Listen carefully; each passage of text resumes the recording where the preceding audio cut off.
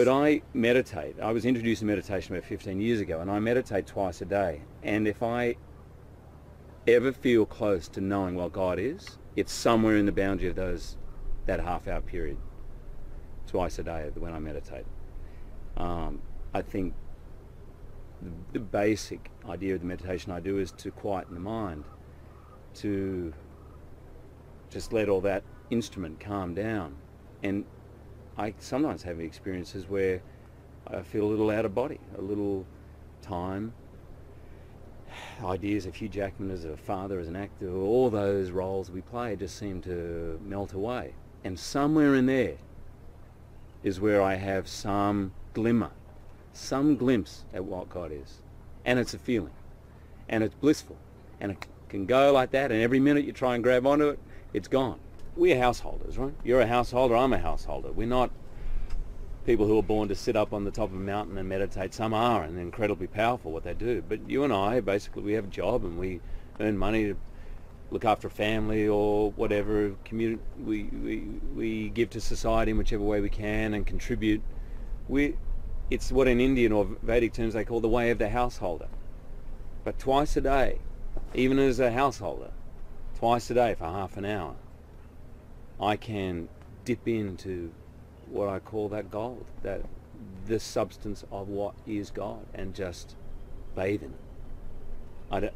It's a different experience every time, but I get glimpses of something that energizes me on such a deep level that I'm not sure exactly what I'd do without that form of prayer. It's a way to be in touch with who I really am.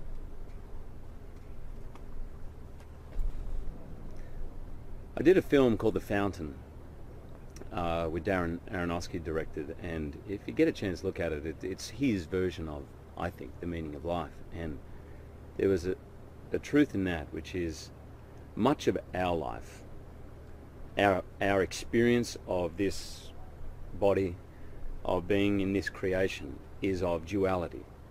That in fact there is an interviewer, an interviewee. There is a man and a man, or a man, woman.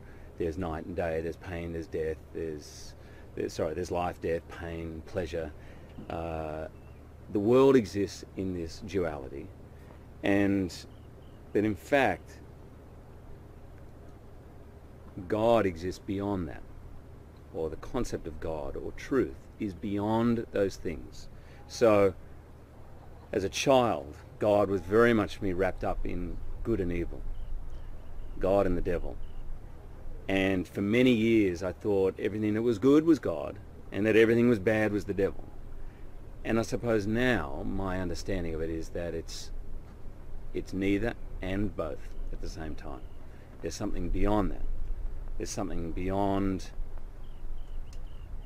I'll try and think of very simple examples. I'm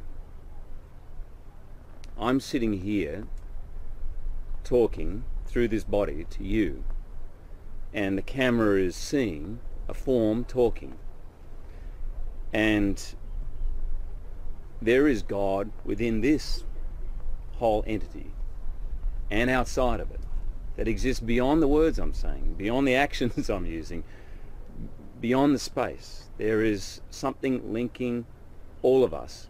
That to me is God.